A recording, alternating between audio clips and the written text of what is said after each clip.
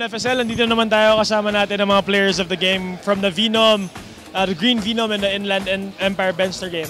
Unahin natin si Kuya Mon Montalino. Hey Mon, you had 16 points, 2 rebounds and 3 steals. Kamusta yung laro?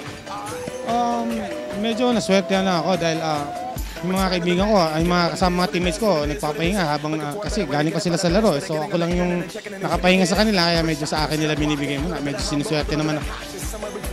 Yun lang, maganda rin kasi rotation ng bola namin.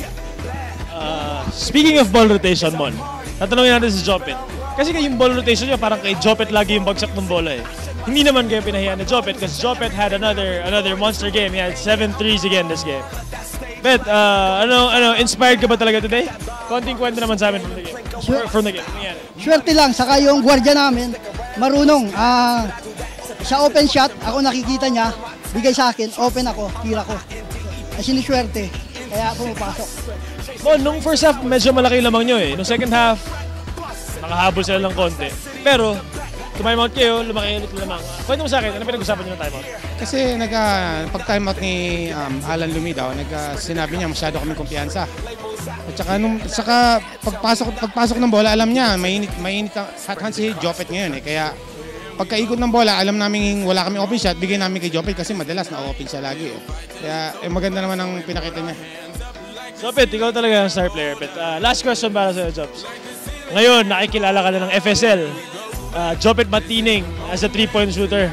Pet, anong kailangan mong gawin ngayon para maghanda for the next games? Kasi ibang team, paghahandaan ka na.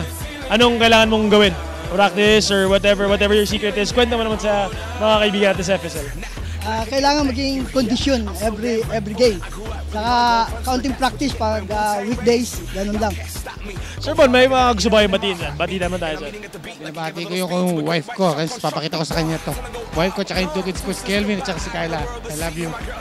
Yo, Jobet, wala mga shoutout dyan, mga bati dyan. Para sa asawa ko, birthday bukas. Happy birthday, love. What's your wife's name? Gladys. Happy birthday, Miss Gladys from the FSL family. Thank you, Jopet. Thank you, Sir Bon.